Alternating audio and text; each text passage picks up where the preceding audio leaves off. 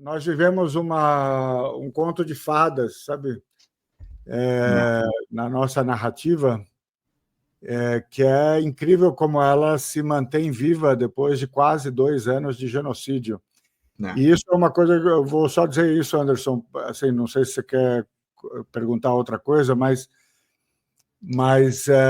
é incrível como as pessoas estavam, por causa do tamanho da indecência, né, do genocídio, as pessoas estavam começando a abrir a boca para criticar Israel, né, nos meios mais oficiais e tal. E agora, Israel vai lá, ataca o Irã, né, sem provocação nenhuma, de modo traiçoeiro, e aí as pessoas já voltam de novo para a sua posição, sabe, padrão de defender Israel contra o mal dos ayatolás e tal. É uma coisa muito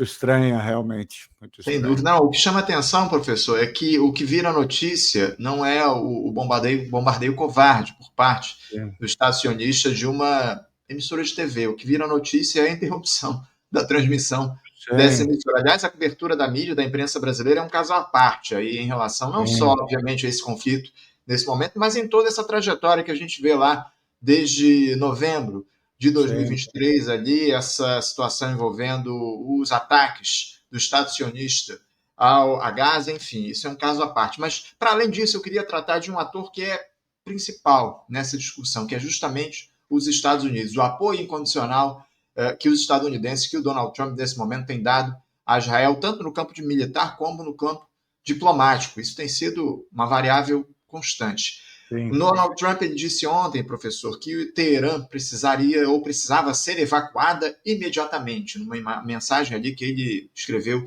nas redes sociais. O republicano também criticou o Irã por não ter assinado um acordo nuclear com os Estados Unidos e definiu esse conflito atual como uma vergonha e desperdício de vidas humanas. O Trump disse o seguinte, abre aspas, o Irã não pode ter uma arma nuclear. Eu já disse isso várias vezes, fecha aspas.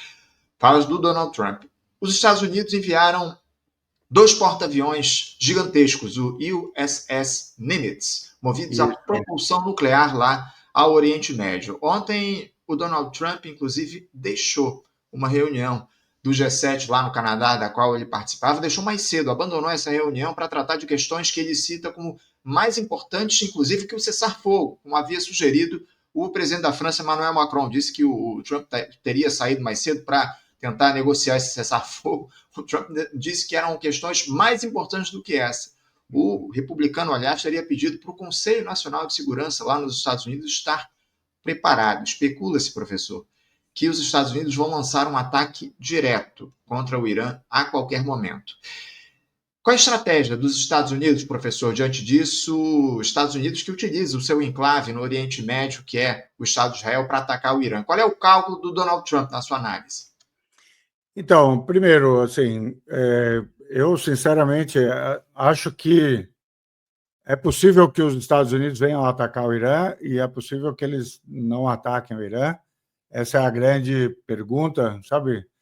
Mas eu, para tentar adivinhar se eles vão atacar ou não vão atacar, eu dou tanta importância para o que o Trump diz ou deixa de dizer, ou faz, sai da reunião, volta para a reunião, convoca conselho, quanto eu daria para as falas dele quando ele apresentava o aprendiz lá nos Estados Unidos, sabe? Quer dizer, não é a fala dele que te dá qualquer indicação, porque o comportamento do Trump é o comportamento de uma pessoa totalmente narcisista, inconstante. Sim, acho que nem as pessoas mais próximas dele confiam na menor palavra que ele diz, sabe? Então, não é aí que a gente vai buscar. Claro, ele ainda é o presidente da maior potência do mundo e isso faz com que uma pessoa muito inconstante esteja à frente de um país que tem muito poder e isso é muito perigoso, mas, assim, você só torce para que o entorno dele tenha algum controle sobre o que está acontecendo. Então, eu não olho muito para o comportamento dele ou para a fala dele, acho que tem muito de jogo de cena. E depois, quando uma frase que ele diz contradiz a imediatamente anterior, então você fala, bom, com qual das duas frases eu fico? Sabe? O problema